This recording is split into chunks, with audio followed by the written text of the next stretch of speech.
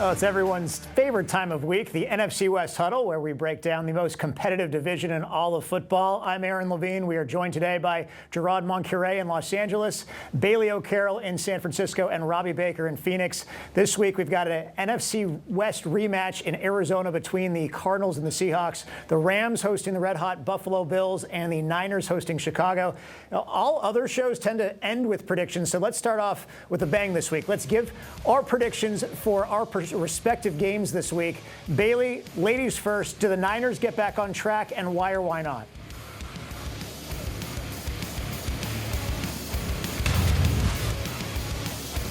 My short answer is yes, the Niners do get back in the win column this week. It's been about 3 or 4 weeks, if I can do the math right. They've had 3 straight losses.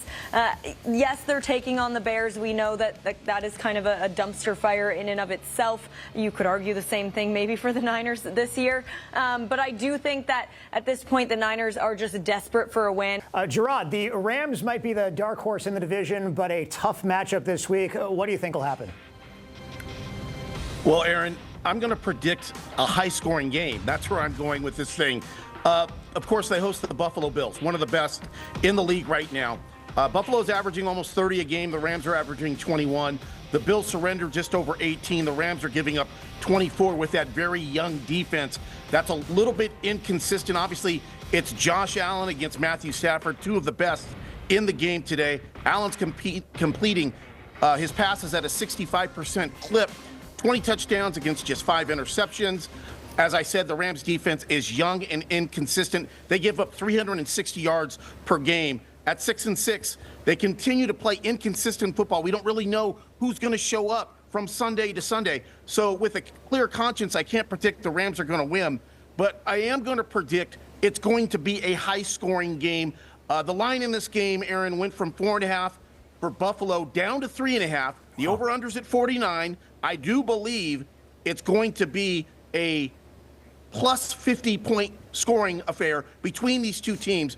But I will say this. If the Rams can somehow play perfect football in all 3 phases, they've got a shot. But right now, I got to give the prediction to be the Bills winning this one in a close, high-scoring game. Yeah, any high-scoring game is a lot of fun for fans to watch, so we will look forward to that one. I'll go next. The Seahawks at the Cardinals. Listen, it's never easy to beat the same team twice in a season, let alone twice in just a 3-week span. And I know the urgency is pretty high for the Cardinals after 2 straight losses, but I think the urgency is just as strong with Seattle. The analytics site FTN Fantasy ran simulations, and if the Seahawks win this game, they have a 64% chance of making the playoffs. That drops to just 11% if they lose. So Seattle might be in first place right now, but this is a massive opportunity. I mentioned before, they turned a huge corner by beating the Niners in Santa Clara. They have not lost since their bye week. They're approaching every game like a playoff game right now, and it has worked so far. And best of all, this defense is playing like a top defense. Over the last 4 games, they're top 5 in points allowed, total yards allowed, and rushing yards allowed. That's made a huge difference, and I think the Seahawks win. And when they do, that's essentially a 3-game lead over Arizona if you include head-to-head tiebreakers. So the implications of this one are massive. And Robbie, I'm assuming you've got something to say about my prediction. Honestly, your prediction is kind of what I was going to predict. My heart says the Cardinals get a win in this game, but my head says the Seahawks, and it's because of the point you made right there, Aaron. The Seahawks have not lost since their bye week. The Cardinals have not won since their bye week. If this game was played a month ago, I'd probably say, yeah, the Cardinals, they're rolling. Things are going well for this team. But since the bye week, it seems like it's kind of zapped the Cardinals' mojo a little bit. And when you look at the way the Seahawks have been playing, Kyler Murray said it himself at the podium this week, Seattle's kind of got a bit of a swagger to them right now. Kyler said he expects the Seahawks to come to the desert with a bit of a swagger in their step because that's the kind of football and the consistent football that the Seahawks have been playing lately. And when you look at that matchup from 2 weeks ago, the 2 stats that really stand out is the Cardinals were limited to just 49 yards rushing in that game, and they were 3 for 12 on 3rd downs. Now, you hope being at home at State Farm Stadium. The home crowd should be, help the Cardinals a little bit when they're in those third down situations, trying to get James Conner going. But I'm kind of in I need to see it before I believe it with this Cardinals team at stretches in this season. They totally convinced me before the bye week, and now coming off the bye week, we've seen Kyler Murray kind of making some of those errors that he has been prone to make at times with the back-breaking pick six against Seattle. There was another head-scratching interception against Minnesota. If the Cardinals put it all together, they can certainly win on Sunday, but I'm not entirely sure that they can put it all together.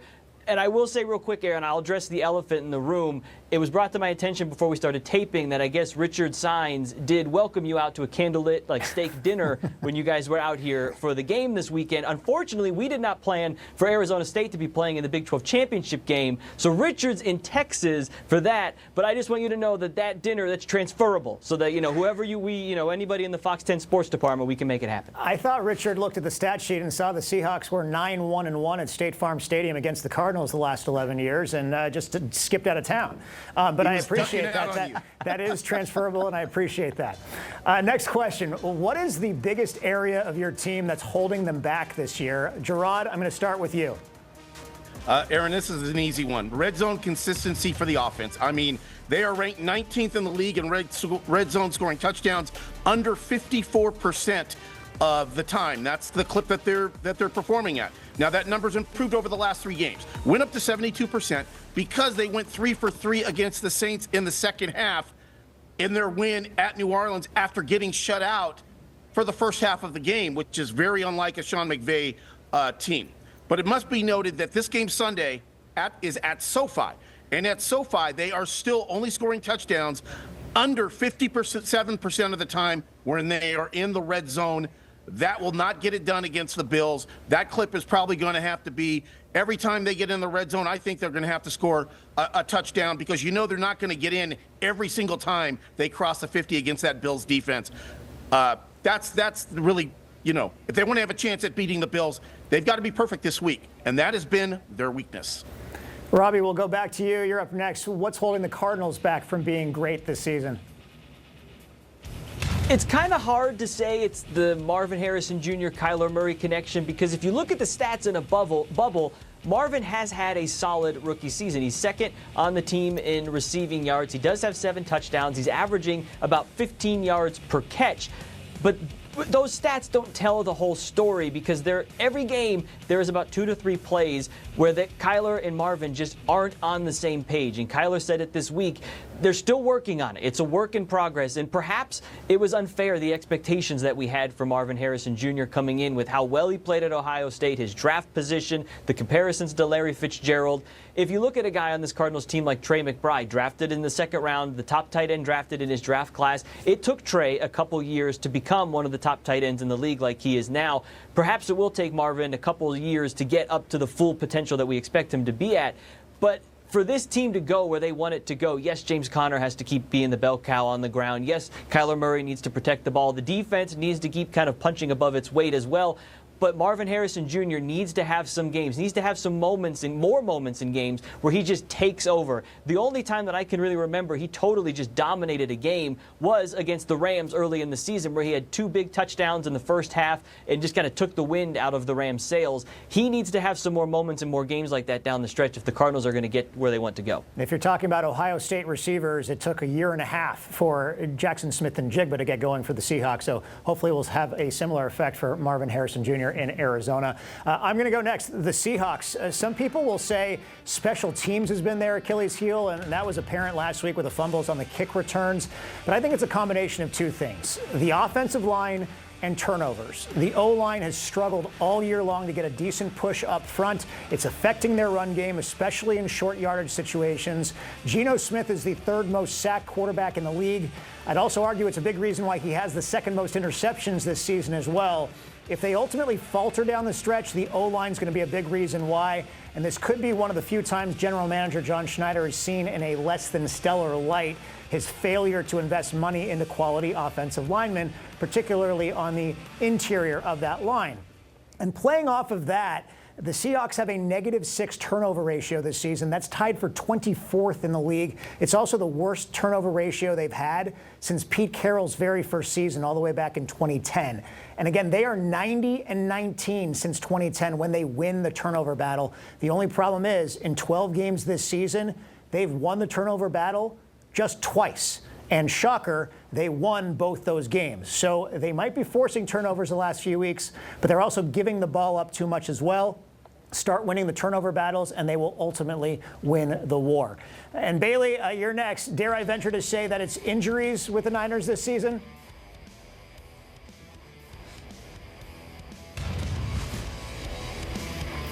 Well, that's kind of what I brainstormed, but I think that's a little bit of the easy answer. I mean, you mentioned the Seahawks Achilles heel. Those words are a little bit of they bring out some PTSD in Niners fans, of course, with the Christian McCaffrey first IR round this season. Of course, he ends up right back on the IR not too long after that, and they've just had a whole slew of injuries. CMC, of course, not the only one, but I would also say this team just looks, from being in the locker room, being around them all season, they really just looked exhausted, like deflated, maybe a little bit depressed. I think part of that is because, yeah, you could argue they're not winning games, right? They're not having the same level of success that these fans, this team, this franchise is used to for the past couple seasons. But you have to remember, they have had very short off seasons. They've made deep runs in the playoffs for the last couple of years, and I think that catches up with a team after a while, and I think that is what we're starting to see, and it can kind of make itself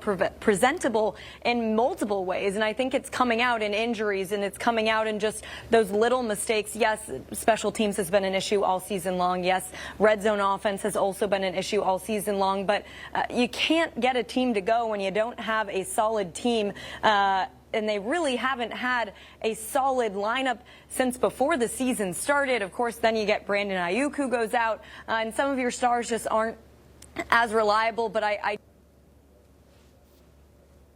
Yeah, just really bad breaks for McCaffrey all season long. Jordan Mason last week as well, but a good break for whoever had waiver priority this past week in fantasy football leagues if they picked up Garendo before the playoffs. Next up, what will your team's record be at the end of the season, and why, based on predictions for the next 5 weeks? Robbie, your turn to lead us off.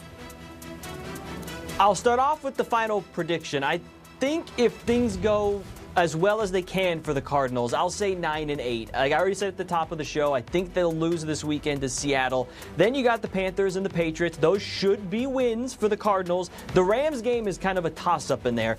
The Rams and the Cardinals will probably be in similar situations, still trying to vie for an NFC West position, an NFC West title, NFC West playoff positioning. And then it comes down to that final game against the 49ers. If the 49ers season keeps trending the way it is, what will the 49ers have left to play for? Will they have anything left to play for in the final week of the season?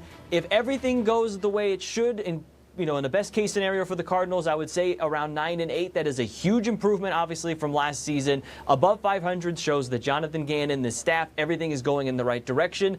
And 9 wins probably doesn't get you in the playoffs, but you're in the hunt all the way to the end. And who knows, depending on what some other teams do, you may end up being able to sneak your way in.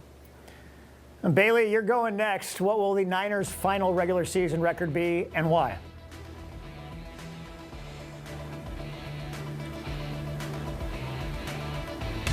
I think whatever it ends up being at this point will be well below what people had expected coming into the season. I'm going to guess that they finish right at the 500 mark. They had a tough couple of stretches of games just the last couple of weeks. Things get maybe a teeny bit easier. You face a Miami team that I personally think is a little more threatening than the record might let on. But I think you mentioned injuries. I think you talk about Nick Bosa, you talk about Fred Warner, Trent Williams. I think these are all guys that they're just going to kind of shut down as this season looks to be maybe a playoff-less season for the Niners. Why risk injuring those guys further? And of course, if you don't have your superstars out on the field, you're not going to perform up to the level as you would if they were on the field. And I will take it next. I think the Seahawks finish at 10-7, which either wins the division or it comes down to a tiebreak with another team, and it could go either way. The Hawks' schedule pretty tough the next 5 weeks. There are no gimmies, 2 divisional games on the road, 3 straight games against the NFC North with the Packers and Vikings coming to Seattle, and then a trip to Chicago the day after Christmas. Here's the thing, though. The Seahawks are 4-1 on the road this season. I think I'd be hard-pressed to say they'll definitely win this game or definitely win that game, but I think they come out of the next 5-game stretch winning 3 of those games, and so that leaves them at 10-7. Most of us thought that 10 wins would win the division a couple weeks ago. I still think that's the magic number. And the question is, Gerard, will the Rams make it to 10 wins as well? Aaron, I'm going to probably slide in a little bit of homerism here, but I believe they will. At 6-6 right now, as I said, they probably need to play the perfect game to beat the Bills. So let's just say they don't do that. Okay, I do believe, though, that they will go to San Francisco and beat the Niners. They already beat the Niners once this season without CMC. And obviously the game's at Levi's, that's a little bit different. But I believe that they can win that game, providing they don't sustain any major injuries this week against Buffalo. Okay, they go to San Francisco, beat the Niners. You get the Jets on the road in the NYC. Everyone's beating the Jets. So that's very believable that that can happen. And then they come back to SoFi. They get the Cardinals, where they have played historically well against Arizona at home. And they get Seattle. You win that game, you finish 10-7. You have the tiebreak over the Seahawks. That should win you the division, and they're in. So I see a clear path, even if they lose Sunday, where they could get it done by winning out the rest of the way. Yeah, and that would be something that would come down to the Seahawks and Rams in the final week of the season. That would potentially be a primetime game, or at least slid to a primetime slot either on Saturday or Sunday that week. We would look forward to that one. Finally, we end our show with something we haven't discussed all season.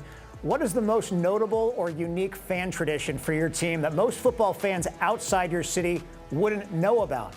I'll go first on this. I would venture to say that most football fans outside Seattle haven't really heard of Blue Friday before. I mean, this comes with a caveat because Blue Friday has kind of died down in Seattle over the last few years since the Seahawks haven't been the greatest team. But if they happen to make this run to the playoffs, you will see Blue Friday in full gear with people all over the city wearing their Seahawks blue, their Seahawks jerseys to work and to school on the Friday before every game.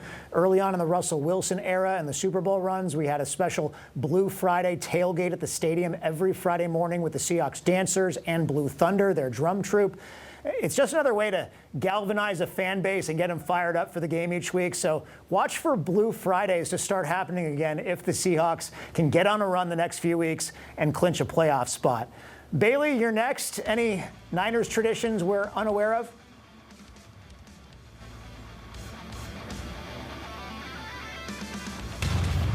Not necessarily any traditions. I will say I don't think Niners fans need just a specific, not to talk too much trash, but need a specific day of the week to wear their red and gold. I see it all around the city, all around the Bay Area all the time. Does not matter what day of the week it is. Doesn't need to be Friday, doesn't need to be Sunday.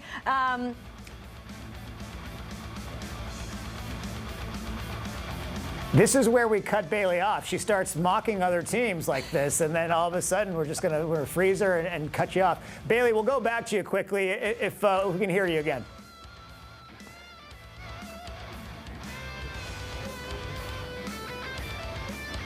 Oh, you can. Okay, so I would just say they wake up so early for tailgates. Before I'm even awake for game days, I have to get here pretty early.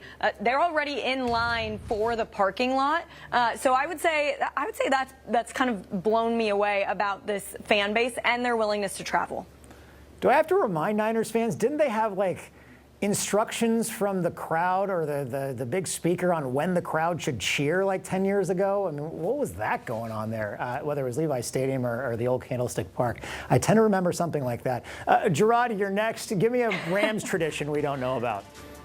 Well, I'm not going to call it a tradition, but what I'm going to say, Aaron, is that, of course, this is L.A., so we know how to do a lot of things right here when it comes to celebrating, partying, all that good stuff. Despite the fact that the Rams, and I'm going to include the Chargers in this as well, despite the fact that both teams have only been back in L.A. for a short amount of time, tailgating outside SoFi is unreal. Now, visiting fans would not find this out unless they come here, but there's a huge lot, and they get it going early, and I know it's not a traditional city like Kansas City and Arrowhead, Green Bay and Lambeau, or even Buffalo and with the Bills. But when you go outside, and I can attest to this by doing stories when these teams moved into SoFi, when you go outside before the game, it is off the hook. DJs all over the parking lot playing all sorts of music, barbecue, fried this, fried that, deep fried this, deep fried that, and of course everyone is boozing hard. That's just the way it rolls here in Los Angeles. The tailgating here is underrated. Trust me on this. People would not know unless they've been to SoFi. Well, can't wait to try that out. I'm going to have to go to Southern California and be part of that. By the way, Niners Nation, SB Nation article from 2013. Yes, the Niners did send out a home field advantage plan for the coming week. That was in 2013 to remind their fans how they can have the biggest home field advantage for game day, with instructions on how their fans could cheer for their home team. Unbelievable. Finally, Robbie, saving the best tradition for last, or so we hope. What do you say about the Cardinals? It's funny, Aaron, you brought up the home field advantage thing, because I took this in a totally different direction. Kind of the State Farm Stadium tradition, if you will, for the Cardinals, that it almost seems like the Cardinals never play a home game. There are so many visiting fans every time we go to a game at State Farm Stadium. It seems like whether it was Detroit this year, the stadium was like 70% Honolulu blue. Whenever the Steelers come to town, the Packers, there's been some great rivalry with the Packers over the years when Aaron Rodgers was there in some playoff runs. It seems like there's more Packers fans. Now, I will say the caveat is obviously Arizona is kind of a transplant city. I'm kind of one of, I would say, the generation that was kind of, you could say they're from Arizona, grew up here, but our parents, my parents, my friends' parents, everybody moved here from the Midwest and the East Coast and everything. So that's kind of the wrinkle to that. But I say this a bit in jest, too. Obviously, it is a fun atmosphere. There is great tailgating. The Cardinals have their big red siren they do before the games and things like that to get the crowd going. But there are many times that we sit up in the press box and Richard and I look around and it's like, I thought we were, is this Arizona? Nope, no, this is definitely Detroit this week. This is interesting. Oh, we love that. And hopefully, I mean, at least from a Seahawks perspective, the 12s will take over the stadium this week, as they tend to do down in Arizona every single year. That's going to do it for us. A reminder, you can stream the NFC West Huddle anytime on the Fox Local app. We'll be here next week with all the news around the division. Thanks so much, guys, and we will see you all next week.